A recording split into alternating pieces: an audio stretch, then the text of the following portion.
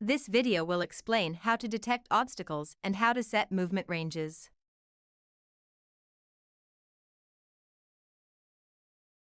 First, we will explain how to detect obstacles. When the controller detects an obstacle, the obstacle is classified as either a static obstacle or a dynamic obstacle. Dynamic obstacles correspond to resources connected to transport controllers with the avoidance function enabled. For example, a human connected to a human transport controller, or a mobile robot resource connected to a mobile robot transport controller. Static components correspond to any components that are not dynamic obstacles. For example, a conveyor, a human not connected to a human resource transport controller, or a human transport controller. Next, this section will explain about the settings for detecting static obstacles. Open the Obstacles Confirmation Program 1, Static Obstacles.vcmx. Place a wall in between the feeder process and the sync process, and play the simulation. The simulation shows a navigation mesh being generated. A navigation mesh shows the actual range where a resource can move. It is generated based on the pathway that the transport controller is connected to. When a pathway has not been connected, the navigation mesh is generated by detecting obstacles using the global area. The global area settings can be enabled or disabled by going to Use Global Area on the Default tab in the Component Properties window of the transport controller. Deselect the Use Global Area checkbox and play the simulation.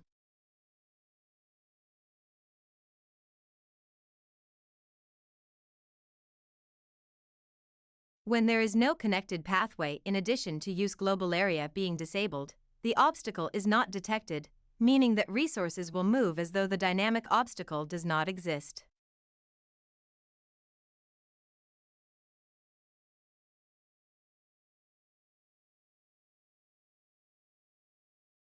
This section will explain the properties related to obstacles detected by the transport controller.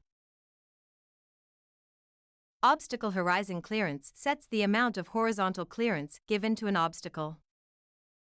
Obstacle vertical clearance sets the amount of vertical clearance given to an obstacle.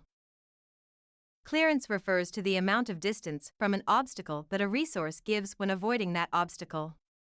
Exclude obstacles sets the components that will not be detected as an obstacle. Precision obstacles sets the components to be analyzed in detail, such as by shape. Place a gate in between the feeder process and the sync process, and play the simulation. The default settings detect obstacles based on the component bounding box data.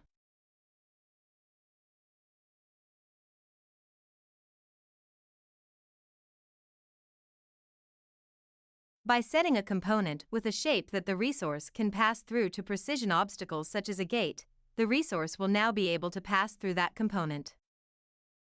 Add the gate to precision obstacles, and play the simulation.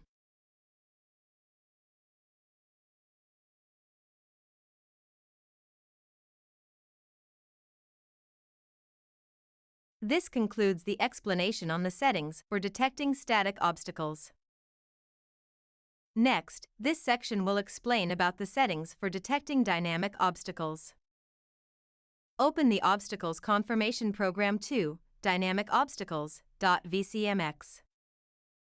Dynamic obstacles can be detected by selecting the enabled checkbox on the Avoidance tab in the Component Properties window of the transport controller. This function applies to all connected resources. When this function is enabled, the resource will be identified by other transport controllers, and this will prevent resources from colliding with each other. Resources have two sensors for detecting obstacles. The first sensor is the slow sensor. This sensor slows down the speed of the resource when an obstacle is detected within its range. The speed the resource slows down to is set under Move Speed Avoidance on the Default tab of the resource. The second sensor is the stop sensor. This sensor stops the resource when an obstacle is detected within its range. Now we will explain about the properties of the avoidance tab of the transport controller. Enabled, enables or disables the avoidance function. When enabled, resources can now be identified by other resources. Slow sensor range defines the length of the slow sensor. This is measured from the origin of the resource. Slow sensor side clearance defines the width of the slow sensor. This is measured from the bounding box of the resource. Stop sensor range defines the length of the stop sensor. This is measured from the origin of the resource. Stop sensor side clearance defines the width of the stop sensor. This is measured from the bounding box of the stop sensor.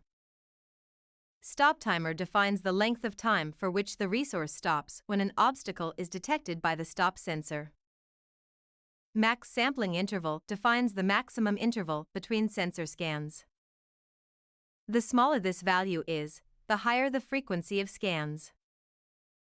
Max travel interval sets the maximum move distance between sensor scans.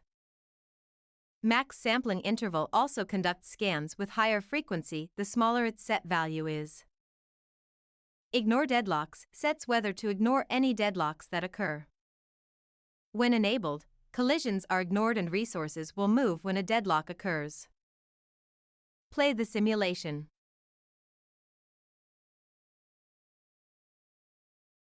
The operation works without any issues. When disabled, resources will stop when a deadlock occurs. Deselect the Ignore Deadlocks checkbox and play the simulation again.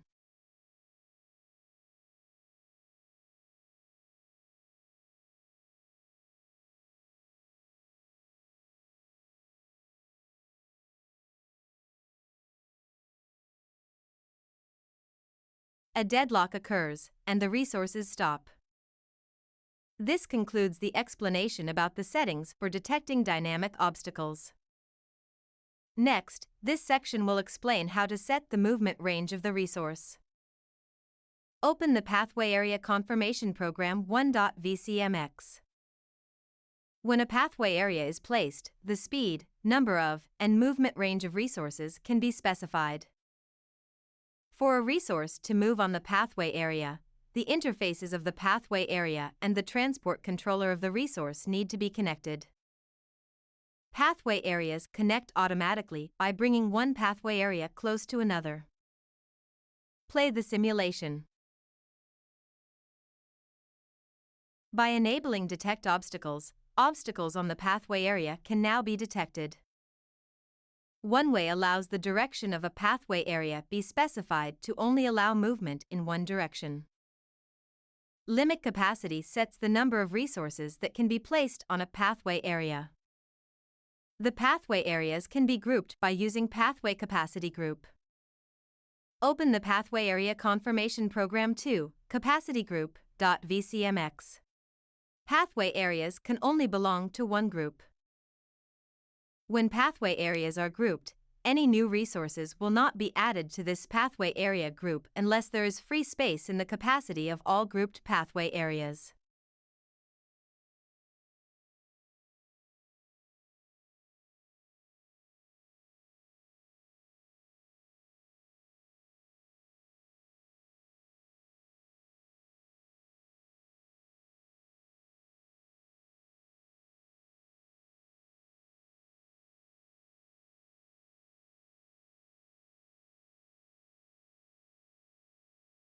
This concludes the explanation on how to detect obstacles and how to set movement ranges. Thank you for watching.